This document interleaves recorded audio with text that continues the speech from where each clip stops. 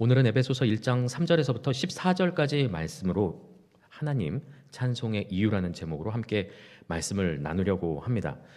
네, 읽어 보셨기 때문에 봉독하셨기 때문에 내용은 대충 이제 한번 눈에 들어오셨을 거다라고 생각을 합니다. 읽어보셔서 느끼셨을지 모르겠지만 내용이 쉽지가 않습니다. 아주 신학적으로 따지자면 굉장히 깊은 내용도 있고, 그리고 또 파고 들어가면은 그 내용만 가지고서도 진짜 방대한 분량을 차지하는 어떤 중요한 주제들이 오늘 본문 말씀 가운데 다 녹아져 들어가 있는 것을 볼 수가 있습니다. 그리고 또 기억하시는 분들이 있을지는 모르겠습니다만 사실은 이 본문을 3절에서부터 14절까지 말씀을 두 번에 나누어 설교를 하려고 해서 1회차 설교를 사실 지난번에 했었습니다. 그런데 그때가 약 2달 전이라 기억하시는 분이 어렵지 않을까라는 생각을 가지고 3절부터 14절까지 한번 빠르게 깊은 주제보다는 우리 삶 가운데 나누고자 하는 어떤 핵심 메시지만을 가지고 빠르게 한번 좀 나눠보려고 합니다. 자, 그래서 한번 말씀을 잘 귀담아서 함께 나누고 또한 잘 따라오셨으면 좋겠습니다. 한번 바로 들어가 보도록 하겠습니다. 3절부터 14절 말씀까지는 하나님께서 우리에게 행하신 일과 그 은혜를 기억하며 찬양하는 기도문입니다. 기도문. 사실은 이렇게 하나님께서 베푸신 은혜와 구원, 승리 등을 기억하면서 찬양을 선포하고 찬양하라라고 이제 막 권면하는 것은 사실 많은 구약 본문 그리고 특히 시편에서 많이 찾아볼 수가 있습니다. 에베소서의 그 기자인 바울은 유대인의 전통적인 방식으로 하나님께 찬양하며 편지를 시작합니다. 우리가 보고 있는 개역 개정 성경에서는 3절부터 14절까지 여러 문장으로 끊겨 있습니다. 약 6문장으로 끊겨져 있는데요. 그런데 원문은 원래 헬라어 원문은 한 문장으로 이루어져 있습니다. 이렇게 긴 내용을 어떻게 한 문장으로 이렇게 만연체로 늘렸을 수 있을까? 이렇게 아마도 우리의 호흡이 닿도록 찬양하라는 그런 어떤 의미를 담고 있지 않을까, 그런 마음으로 이렇게 한 문장으로 길게 이렇게 쓰지 않았을까라고 한번 묵상을 해보았습니다. 형식적으로는 한 문장입니다. 하지만 내용적으로는 기도의 머릿말격, 서론격인 3절을 제외하고 4절부터 14절까지는 내용적인 나눔, 구분으로 크게 세 부분으로 나눌 수가 있습니다. 세 부분으로요. 먼저 3절은 아까 말씀드렸던 것처럼 서론에 해당되죠. 그래서 찬송 선포를 하고 찬송의 이유를 설명합니다. 그리고 그 뒤에 이어지는 4절부터 6절까지는 성부 하나님의 주권적인 예정에 대해서, 그리고 7절부터 12절까지는 성자 예수님께서 하나님께서 세우신 그 예정과 계획들을 어떻게 이루셨는가에 대해서 집중해서 찬양을 하고 있고요.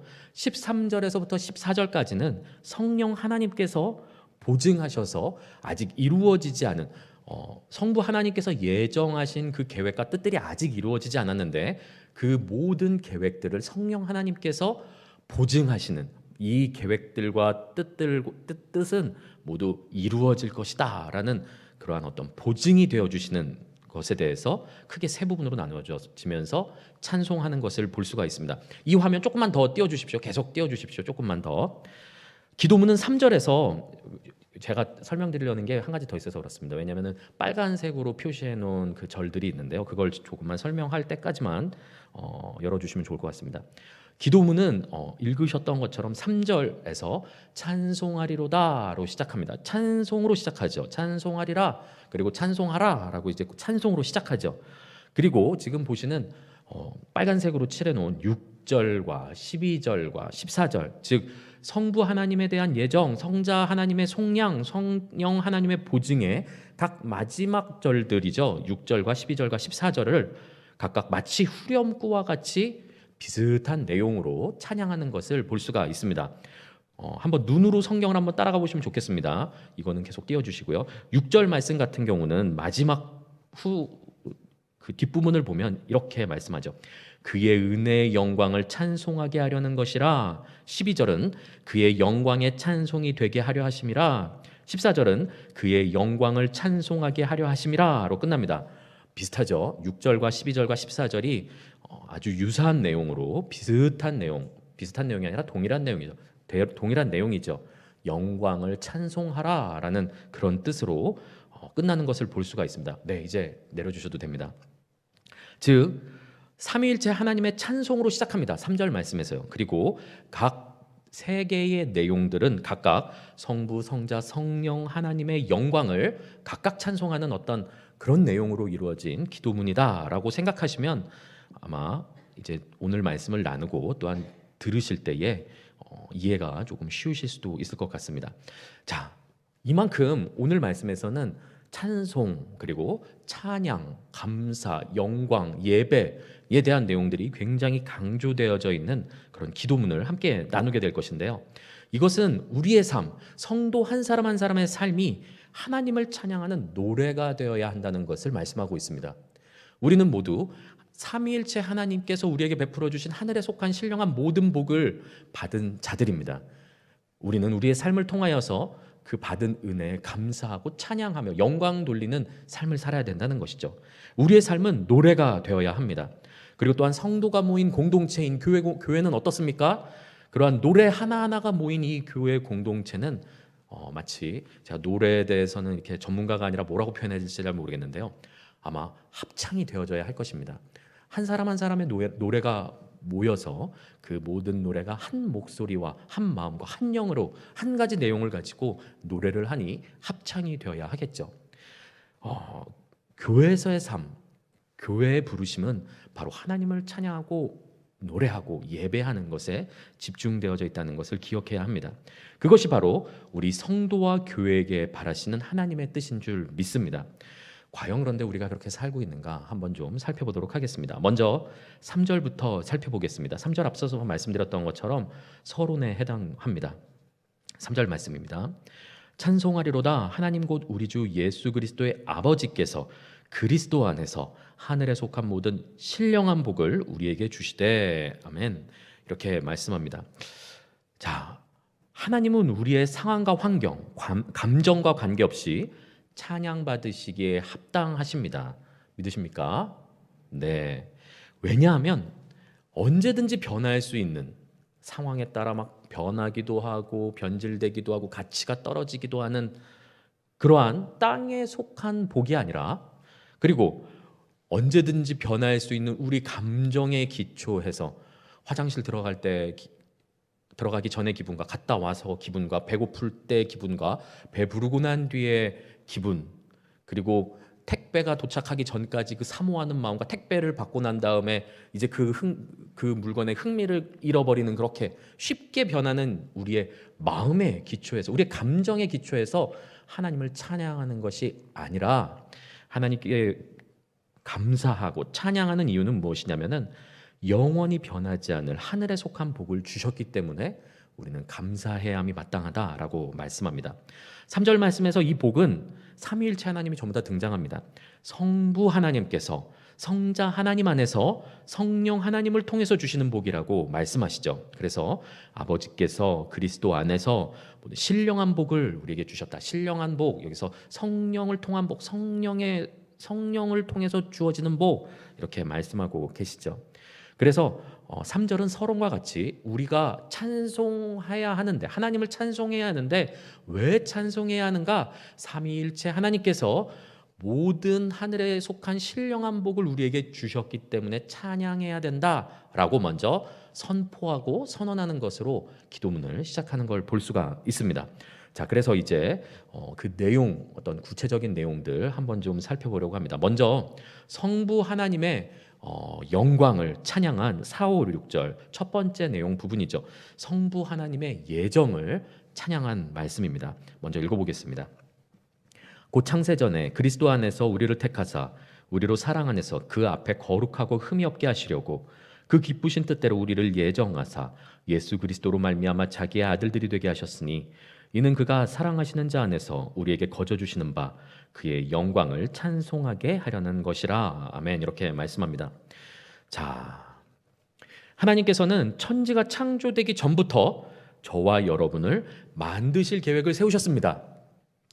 아직 창조되지 않았을 때부터 놀랍게도 하나님께서는 우리를 사랑하셨습니다. 아니 어떻게 창조되지도 않고 존재하지도 않는데 사랑할 수 있는가? 이해할 수 없는 영역이죠. 인간은 이해할 수 없는 영역입니다. 그런데 한번 하나님의 능력과 그 성품을 생각해 보면 아주 조금이라도 이해할 수가 있습니다. 왜 그렇습니까?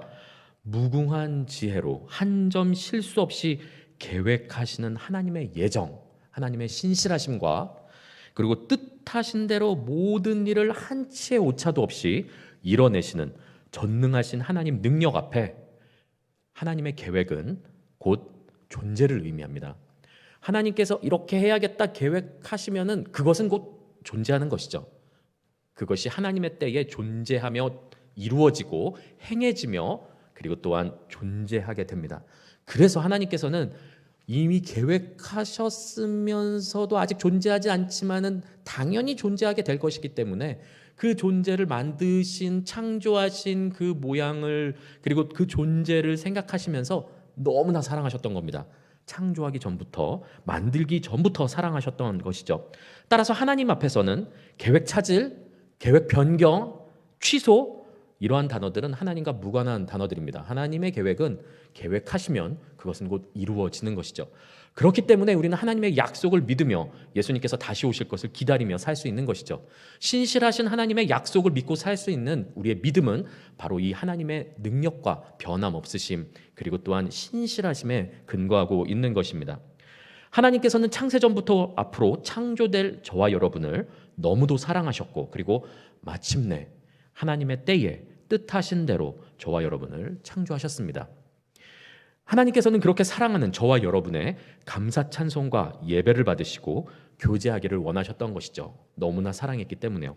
자, 그런데 우리가 하나님 앞에 서려면 그게 합당한 존재로 준비되어져야 됩니다. 그 존재를 무엇이라고 말씀 한마디로 요약하고 있냐면 거룩하고 흠이 없는 존재가 되어야 된다라고 말씀하죠. 그런데 피조물이 거룩하고 흠이 없는 존재가 될 수가 없습니다. 더군다나 우리 인간 안에 있는 이 더러운 불순종과 악으로 인하여서 도저히 순종할 수 없는 존재가 되는 것이죠. 거룩하고 흠이 없는 존재는 우리의 어떤 성향과 그리고 또한 정체성과는 너무나 멀리 떨어져 있는 그러한 존재이라는 것이죠. 그래서 하나님께서는 우리를 거룩하고 흠이 없게 하시려고 한 가지 방법을 택하셨습니다. 무엇이냐면 그것이 바로 하나님의 자녀가 되게 하는 것이죠. 그럼 처음부터 하나님께 거역할 수 없는 존재로 창조하면 되지 않으셨겠는가 생각할 수 있습니다. 하지만 하나님은 우리를 로봇가 되길 원하지 않으셨던 것이죠.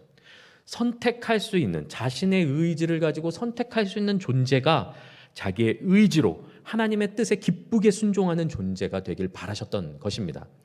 그냥 무조건 순종하는 존재가 아니라 의지를 가지고 선택할 수 있는 존재가 자신의 의지를 가지고 기뻐함으로 하나님께 순종하고 엎드리고 무릎 꿇기를 바라셨던 것입니다. 그래서 우주의 모든 역사와 인류의 구속사와 개인의 인생사를 통해서 우리의 삶은 인간은 하나님 앞에 스스로 무릎 꿇는 혀가 계속 꼬이네요. 하나님 앞에 스스로 무릎 꿇는 법을 배우고 있다고 해도 과언이 아닙니다. 우리 삶 가운데 찾아오는 모든 희노애락 왜 찾아올까요? 그 과정들을 통해서 하나님을 발견하는 겁니다. 하나님 앞에 스스로 무릎 꿇어서 하나님께 순종하는 법을 일생을 통해서 배워가는 것이죠. 따라서 이것을 빨리 발견하는 사람이 복됩니다. 빨리 하나님께 순종하는 것이 옳다는 것을 발견하고 빨리 하나님께 순종하는 자가 복되다는 것이죠. 왜냐하면 하나님 앞에서 더 빨리 순종하고 더 빨리 완성이 되어져 갈 수 있기 때문입니다. 계속해서 불순종하고 내 뜻대로 살아가고 하면은 삶 가운데서 여러 가지 고난 가운데 본인만 계속 힘들게 되는 것이죠. 하나님께서는 우리를 선택하셔서 자녀 삼으신 것에 대해서 대단히 만족하고 기뻐하셨습니다. 우리는 어떠한 대가도 지불하지 않고 하나님의 자녀가 된 것이다 라고 읽은 본문에서 계속해서 말씀하고 있습니다. 우리에게 분에 넘치는 감당할 수 없는 하나님의 큰 사랑이 임한 것이죠. 기억해야 할 것은 이 세 절의 말씀 가운데서 기억해야 할 것이 한 가지 있는데 우리가 거룩하고 흠이 없어서 혹은 자격이 있기 때문에 자녀가 된 것이 아니라는 것입니다. 오히려 그 반대이죠. 하나님의 자녀가 되었기 때문에 거룩하고 흠이 없어진 것입니다. 거룩하고 흠이 없는 것은 자녀됨의 조건이 아니라 결과입니다. 나의 공로와 노력으로 성취하거나 혹은 내가 선발된 것이 아니라는 것이죠. 내가 이뻐서 내가 어떤 공로를 세워서 내가 순종을 잘하니까 착해서 그럴 만한 자격이 되어서 하나님께 선택받아서 자녀가 된 것이 아니라 하나님께서 그냥 사랑하셨습니다. 내가 무엇을 할 수 없을 창조되기 전에 이미 선택이 되었다는 것이죠. 내가 무엇을 해서가 아니라 내가 어떠해서가 아니라 하나님께서 그저 먼저 사랑을 해주신 것이죠. 그래서 먼저 자녀 되도록 예정되었습니다. 예정되었기 때문에 자녀가 먼저 되기로 선택되었기 때문에 우리는 자녀가 된 것이죠. 내가 노력으로 자녀가 되지 않았다는 것입니다. 그렇기 때문에 우리는 하나님께서 베푸신 은혜에 감사하고 찬양해야 됩니다. 그것이 하나님께서 우리에게 은혜를 베푸신 이유이죠. 그런 의미에서 한 번쯤 생각해 볼 문제가 있습니다. 무엇이냐면 과연 우리는 왜 예수를 믿는가? 왜 예수님을 믿는가에 대한 문제이죠.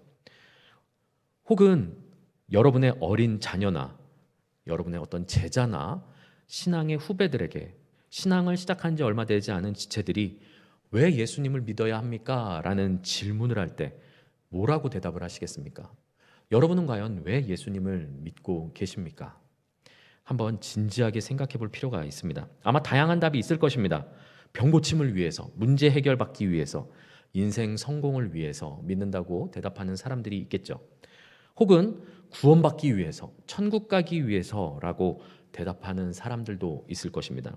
예수 믿고 천국 가려고, 예수 천국 불신지옥이니 예수 믿고 구원받으려고 믿는다, 천국 가려고 믿는다, 구원받으려고 믿는다라고 답을 할 수 있습니다. 맞습니다. 우리는 우리의 삶의 문제를 해결받기 위해, 그리고 구원받고 천국 가기 위해서 예수님을 믿습니다. 그런데 오늘 본문은 이 질문에 대한 보다 본질적이고 성숙한 답을 제시하고 있죠. 왜 우리는 예수님을 믿는가? 하나님께서 자녀 삼아 주셨기 때문에 예수님을 믿습니다. 구원받기 위해서 예수님을 믿는다라고 가정하면, 그렇게 믿고 신앙생활을 한다 하면 구원받는 것이 신앙의 목적이 되겠죠. 구원받는 데까지, 왜냐하면 구원받기 때문에 예수님을 믿으니 구원받는 데까지가 신앙의 목적지라는 말씀입니다.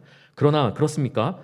신앙의 여정에서 구원받는 것은 종착점이 아니라 오히려 출발점입니다. 믿고 시작하는 가는 길들이 훨씬 길죠. 우리는 구원을 받았느냐 말았느냐에 대해서 논란하고 고민하고 나 구원 못 받은 것 같아 하는 이런 어떤 신앙에서 벗어나 하나님께 감사 찬양하며 그리스도를 닮아가는 성화의 길을 걸어가야 합니다.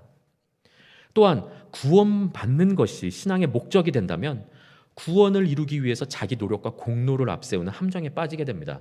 내가 무엇인가를 하는 것이죠. 내가 무엇인가 잘해야 될 것 같고 더 열심히 예배에 나오고 더 열심히 무엇인가를 하고 더 많이 무엇인가 헌신해야 될 것 같고, 내가 이만큼 했으니 칭찬을 받아야 되는데 왜 아무도 나를 인정해 주지 않는가?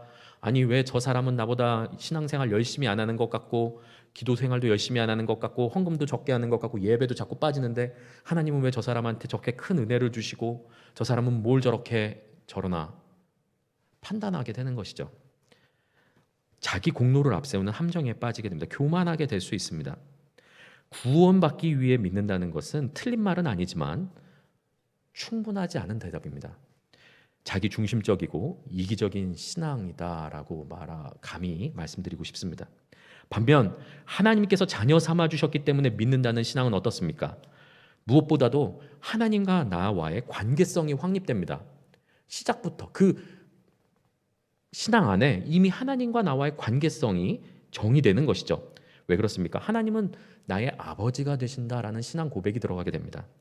나는 그의 자녀가 되는 관계가 처음에 전제되는 신앙이죠. 자녀 삼아 주셨기 때문에 믿는다라는 그 신앙은 말씀입니다. 오늘날 신앙은 하나님과 이웃과의 관계는 고려하지 않고 개인 구원과 문제 해결받고 복받기 위해서 기복신앙에 편향되는 문제가 있습니다. 자기 중심적이고 이기적인 종교적 가르침과 토양이 만연해 있는 것이죠. 그렇지만 기억하셔야 할 것은 우리는 관계 안에서 관계로 부르심을 받았다는 것이죠. 그냥 믿어서 구원받고 끝나는 것이 아니라 우리는 하나님의 자녀가 되었다는 것입니다. 이 하나님 아버지에 대한 이 관계성을 우리는 기억해야 한다는 것입니다. 더 나아가서 어떻습니까? 아버지와 자녀의 관계성은 곧 정체성으로 연결됩니다. 하나님께서 우리를 자녀 삼아 주셨기 때문에 이제는 하나님과 사람들과 세상 앞에서 하나님 자녀답게 사는 정체성을 가지고 살아가게 된다는 것이죠. 정체성은 삶의 태도와 마음가짐에 큰 영향을 줍니다. 또한 하나님께서 자녀 삼아 주셨기 때문에 믿는다는 신앙에는 구원에 대한 자기 공로나 의의가 개입할 여지가 없습니다. 왜냐하면 구원받기 위해, 천국 가기 위해, 자녀 되기 위해 믿는 것이 아니라 자녀 이미 삼아 주셨기 때문에 믿기 때문이죠. 내가 더 이상 무엇을 할 필요가 없습니다. 내가 자녀가 되기 위해서 착하게 살 필요도 없고 더 열심히 신앙생활, 나의 의의와 공로를 쌓고 칭찬받기 위해 노력해야 되는 그 어떠한 인간의 노력과 공로가 들어갈 구석이 없다는 것이죠. 따라서 하나님께서 자녀 삼아 주셨기 때문에 믿는 자는 하나님께서 베푸신 그 은혜에 감사하고 찬양하는 삶을 살게 됩니다. 단순한 문제 같습니다. 뭐 아다르고 어다른 것 같이 느껴질지도 모르겠습니다. 그렇지만 왜라는 질문에 대한 답은 이유와 근거를 요구하기 때문에 그것이 신앙에 대한 질문에 대한 왜라는 질문의 답은 곧 그 사람의 신앙 고백을 이끌어내게 됩니다. 왜 예수를 믿습니까? 라는 질문에 대한 답은 곧 개인의 신앙 고백이라는 뜻이죠. 이 신앙과 그 가르침은 신앙의 방향성을 정하게 되는 문제입니다. 과연 나는 이 땅에서 복을 받기 위해 예수를 믿고 있는가? 문제 해결받으려고, 병 고침 받으려고 믿고 있는가? 복 받으려고, 성공하려고 믿고 있는가? 구원받으려고 믿고 있는가? 천국 가려고 믿고 있는가? 이 전부 다 자기 중심적인 사상이라는 것입니다. 그것이 아니라 오늘 말씀처럼 우리가 예수 그리스도를 믿는 것은 하나님께서 우리를 자녀 삼아 주셨기 때문에 믿는 것입니다. 한 번쯤 한번 진지하고 솔직하게 나는 과연 왜 예수 그리스도를 믿는가에 대해서 생각해 보아야 합니다. 이어지는 7절에서 12절까지는 성자 하나님의 영광을 찬양하죠. 두 번째 내용은 바로 이것이 성자 하나님의 속량에 대해서 말씀하고 있습니다. 7절부터 12절까지 말씀 조금 긴데요. 한번 읽어보도록 하겠습니다. 우리는 그리스도 안에서 그의 은혜의 풍성함을 따라 그의 피로 말미암아 속량 곧 죄사함을 받았느니라. 이는 그가 모든 지혜와 총명을 우리에게 넘치게 하사 그 뜻의 비밀을 우리에게 알리신 것이요 그의 기뻐하심을 따라 그리스도 안에서 때가 찬 경륜을 위하여 예정하신 것이니 하늘에 있는 것이나 땅에 있는 것이 다 그리스도 안에서 통일되게 하려 하심이라. 모든 일을 그의 뜻의 결정대로 일하시는 이의 계획을 따라 우리가 예정을 입어 그 안에서 기업이 되었으니 이는 우리가 그리스도 안에서 전부터 바라던 그의 영광의 찬송이 되게 하려 하심이라. 아멘. 이렇게 말씀합니다. 자, 앞서서 하나님께서 계획하실 때 자녀를 먼저 삼아주시고 거룩하고 흠이 없기 때문에 자녀가 된 것이 아니라 자녀가 되었기 때문에 거룩하고 흠이 없어졌다라고 말씀드렸습니다.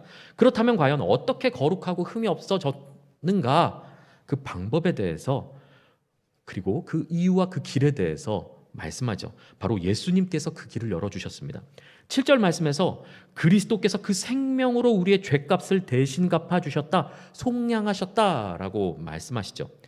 우리는 그 피로 말미암아 모든 죄가 사함받았습니다. 이제 그리스도를 믿는 우리는 하나님 앞에 거룩하고 흠이 없는 존재가 된 것이죠. 아무리 큰 특권과 능력이 주어졌어도 그 사실을 모른 채 살아간다면 특권과 능력은 무용지물일 것입니다. 나에게 어떤 특혜가 있는데 그 특혜를 전혀 알지 못하고 그냥 살아간다면 어떠한 내 삶 가운데 능력이 나타나지 않는다는 말씀입니다.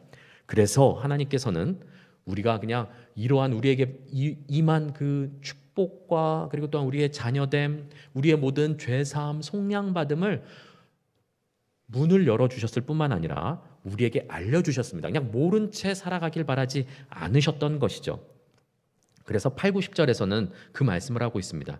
하나님께서 우리에게 모든 지혜와 총명을 우리에게 넘치게 하셔서 그 모든 것들을 알게 하셨습니다. 하나님께서 우리를 양자 삼으실 계획과 예수님께서 모든 그런 입양 절차를 다 마치신 것, 이제 그냥 믿기만 하면 우리는 하나님의 자녀가 된다는 것, 더불어서 마지막 날에 그리스도께서 만물을 다스리실 것까지 모두 다 알려주셨습니다. 그것을 모른다면은 우리 삶 가운데 어떠한 능력도 없을 테니 하나님께서는 우리에게 모든 지혜와 총명을 넘치게 주셔서 알게 하셨다는 것이죠. 명목상의 자녀가 아니라 하나님의 계획을 알게 하시고 동참하게 하셔서 참된 자녀로 대우하고 계신다는 것입니다. 11절 말씀은 그 결과 우리는 세상의 모든 주권을 가지신 하나님의 계획을 따라 그 예정대로 하나님 안에서 기업이 되었다라고 말씀합니다. 기업이 무엇입니까? 하나님의 소유가 되었다는 것이죠. 또한 우리 이 문장이 두 가지로 번역되고 있는데, 한 가지는 하나님의 기업이 되었다라는 뜻, 그리고 또한 하나님이 우리의 기업이 되셨다라는 두 가지로 번역을 할 수가 있습니다. 사실. 그래서 우리가 하나님의 기업이 되었다는 것은 우리가 하나님의 소유가 되었다는 것이고, 그리고 하나님이 우리의 기업이 되었다라는 것은 우리가 그의 자녀, 그리고 또한 우리가 상속자가 되었다라는 뜻입니다. 그래서 그런 어떤 우리말 성경에서도 보면 두 가지로 다 번역되는 모습을 볼 수가 있습니다. 그런데 우리가 읽는 개역 개정에서는 우리가 기업이 되었다라고 번역되고 있죠. 어떻게 번역하든 우리는 하나님의 소유가 되었다는 뜻이며 우리는 하나님의 참된 자녀가 되어 상속자가 되었다라는 말씀을 하고 있습니다. 하나님께서는 우리가 하나님 앞에 거룩하고 흠이 없게 하시려고 예수님의 피를 흘려 죄 사함 받게 하셨습니다. 하나님의 계획도 놀랍지만 이 계획을 실행하는 방법에 있어서 그 누구도 상상조차 하지 못한 충격적인 방법을 사용하신 것이 정말 비밀이 아닐 수 없으며 놀라우지 않을 수 없습니다. 세상 어떤 이가 자신을 미워하고 스스로 원수된 자를 구원하기 위해 자신의 독생자 아들의 생명까지 내놓겠습니까? 자녀가 있으신 부모님들은 아마 이해하실 것입니다. 내 원수를 위해서, 내 원수 살리려고 내 자녀 생명 내어준 것과 지금 동일한 일이 하나님께서 이루신 일이라는 말씀입니다. 도저히 우리 입장에서는 상상조차 할 수 없는 일들이죠. 왜 그러셨습니까? 그만큼 저와 여러분을 하나님께서 사랑하셨기 때문입니다. 그 과분한 사랑과 은혜를 입은 자의 마땅한 반응이 12절에서 말씀하는 것처럼 그 영광에 감사하며 찬송하는 것 외에는 없다라고 말씀하고 있습니다. 또 어떤 감사와 찬양의 이유가 필요하겠습니까? 내 상황과 환경이 되기 때문에 감사하고 내 감정이 기쁘니까 감사하는 그러한 어떤 땅에 속한 감사를 넘어설 수 있는 저와 여러분이 되길 예수 그리스도로 축복합니다. 사랑하는 성도 여러분, 나의 상황 때문에 감사하고 내 감정 때문에 하나님을 기뻐하는 것이 아니라 큰 대가를 치르면서 하늘에 속한 모든 복을 아낌없이 베풀어 주신 하나님께 항상 감사하고 기뻐하며 모든 상황 속에서 그의 이름을 예배할 수 있는, 그 이름을 높이는 우리의 삶이 되기를 소망합니다. 이어지는 13절과 14절에서는 이제 성령 하나님의 영광에 대해서 찬양합니다. 세 번째 부분은 성령 하나님의 보증에 대해서 말씀합니다. 13절과 14절 말씀입니다. 그 안에서 너희도 진리의 말씀 곧 너희의 구원의 복음을 듣고 그 안에서 또한 믿어 약속의 성령으로 인치심을 받았으니 이는 우리 기업의 보증이 되사 그 얻으신 것을 속량하시고 그의 영광을 찬송하게 하려 하심이라. 아멘. 이렇게 말씀합니다. 우리는 그리스도 안에서 진리의 말씀 곧 구원의 복음을 듣고 믿어서 약속의 성령으로 인치심을 받았습니다. 하나님의 자녀로 인증된 것이죠. 인치심, 도장 받은 겁니다. 이제 그 입양 문서에 도장 찍었다라는 말씀입니다. 성령님은 장차 우리가 상속받을 하나님 나라의 보증이 되십니다. 왜 갑자기 미래에 대한 약속과 보증에 대해서 말씀하시는가? 과거, 현재, 미래에 대해서 측면에서 바라보는 것인가? 왜냐하면 하나님께서 창세전에 택하시고 예정하신 그 뜻이 아직 다 이루어지지 않았기 때문입니다. 아직 구원받을 백성이 더 남았으며 결정적으로 10절에서 말씀한 것처럼 만물이 그리스도의 통치에 순종하는 날이 아직 오지 않았기 때문입니다. 그 날은 예수님께서 재림하시는 날 이루어질 것입니다. 하나님의 구속 계획과 역사가 반드시 이루어질 것인데 우리 안에 내주하시는 성령님은 그 일의 보증이 되십니다. 혹시 그 일이 이루어지지 않을까? 내 인생 이렇게 힘들게 살고 끝나는 것이 아닌가? 예수님 다시 안 오시면 어떡하지? 그럴 걱정과 고민할 필요가 전혀 없다는 것이죠. 아무 증거 없이 막연히 기다리라고 하지 않으시고 우리 안에 성령을 내주하게 하셔서 보증하게 하시고 믿게 하신 하나님께 우리는 찬송해야 된다라고 13절과 14절은 말씀하고 있습니다. 우리의 삶은 하나님께서 우리 삶에 행하신 것을 기억하며 범사에 감사하고 찬양하며 하는 노래가 되어야 합니다. 문제는 우리가 받은 하늘에 속한 모든 신령한 복이 얼마나 큰 복이며 은혜인가를 알아보는 눈이 우리에게 없다는 것이죠. 오히려 하늘에 속한 복에 감사하기보다는 여전히 땅에 속한 복을 추구하며 살고 있습니다. 하나님께 땅에 속한 복을 구하면서 그것을 달라고 그냥 매달리고 그러고 살고 있는 것이죠. 때를 쓰고 살고 있죠. 데살로니가전서 5장 18절에 범사에 감사하라라는 말씀은 감사한 상황과 내 마음이 기쁜 감정을 유지하고 있기 때문에 그것에 근거해서 감사하라라는 말씀이 아닙니다. 상황과 감정이 허락하지 않아도 감사해야 된다는 것을 말씀하는 것이죠. 상황과 감정이 허락해서 하는 감사는 잘 한번 생각해 보십시오. 믿지 않는 사람도 하는 감사입니다. 상황이 너무나 평안하고 일이 술술 잘 풀려서 감사하는 것은 믿지 않는 사람도 하는 감사라는 말씀이죠. 그리고 또 마음이 기뻐서 내가 원하는 것을 얻게 되어서 내가 믿는 어떤 신에게 감사하는 것, 그건 믿지 않는 신도 동일하게 한다는 것이죠. 하나님께서 우리에게 바라는 그러한 감사와 찬송은 그런 수준의, 믿지 않는 자들도 하는 수준의 그런 감사를 원하지 않으시는 것입니다. 그렇다고 해서 감사하지 않은데 그래 나는 감사해야지. 감사하다. 그래 감사하다. 아이고 그래서 입에 이게 입 습관처럼 아이고 감사하네 감사합니다 하면서 이렇게 어떤 자기 암시, 마인드 컨트롤 하라는 말씀은 더더욱 아닙니다. 이유도 없이 그냥 감사하라니까 감사하라는 말씀에 그냥 순종하면서 감사를 입에 붙이고 살라는 뜻이 아니라는 것이죠. 오히려 그러한 자기 암시와 마인드 컨트롤 그러한 것은 엄격한 자기 관리로 자기 의를 세우는 교만으로 가는 지름길입니다. 왜냐하면 어떠한 상황 가운데서도 내 의지로 내 견디는 인내심으로 감사를 했기 때문에 그러지 못한 사람들을 바라보면서 왜 너는 그 상황 가운데서 감사한다고 긍정적으로 생각하지 못하냐고 이야기할 수 있기 때문이죠. 자기 안에서 어떤 그런 인내력과 의지력을 가지고 억지로 하는 마인드 컨트롤로 하는 그런 감사를 말씀하고 있는 것이 아닙니다. 그렇게 하는 감사에는 다른 사람을 향한 긍휼과 자비, 공감이라는 것이 사라지게 되는 것이죠. 도저히 감사할 상황은 아니지만 내 마음에 슬픔과 아픔으로 가득하지만 그럼에도 불구하고 아버지께서 내게 베푸신 하늘에 속한 신령한 복을 기억하며 바라보며 감사하는 것이 하나님께서 우리에게 바라시는 참된 감사라는 것입니다. 그리고 그것은 곧 믿음입니다. 내가 하나님의 자녀가 되었다는 것, 주께서 나에게 큰 복을 주셔서 내가 구원받게 되었다는 것, 죄 사함을 받게 되었다는 것, 내 안에 성령께서 내주하고 계신다는 것, 그 사실 자체로도 우리의 삶은 감사가 넘치는 삶이 되어야 된다는 말씀입니다. 그리고 그것이 바로 그리스도 예수 안에서 우리를 향하신 하나님의 뜻입니다. 나의 말버릇과 생각을 점검하는 시간이 되길 원합니다. 우리 삶 속에서 원망하고 불평하고 불신, 상황과 환경을 바라보면서 이것이 없고 저것이 없고 저 사람과 비교했을 때 나는 이것이 부족하고 상황이 이렇지 못하고 여의치 않고 좋은 일들이 일어나지 않고 해서 언제나 불평, 불만, 비교, 불신 그러한 말과 언행들을 하고 있지 않은지 돌이켜보기를 바랍니다. 그러한 말은 모두 다 끊어내시기 바랍니다. 그러한 생각을 돌이키시기 바랍니다. 그러한 것은 광야 1세대 이스라엘 백성과 다를 바 없는 하나님을 시험하는 인생입니다. 하나님께서는 분명히 그러한 이스라엘 백성들을 바라보시면서 나를 시험하였다라고 말씀하셨죠. 하나님을 믿지 못하는 것, 과연 그러한가? 정말 그러하신가? 정말 이루시겠는가? 정말 좋으신 분이시겠는가?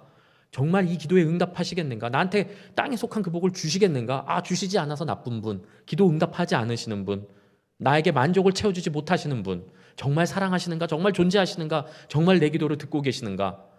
의심하고 불신하는 것은 하나님을 시험하는 행위입니다. 상황과 환경과 감정을 넘어서는 더 성숙한 신앙, 더 성숙한 감사, 더 성숙한 찬양의 노래가 되는 삶을 사시길 예수 그리스도 이름으로 축복합니다. 그 비결은 우리가 받은 하늘에 속한 모든 신령한 복을 바라보는 데서 찾을 수 있다는 것을 믿으시길 바랍니다.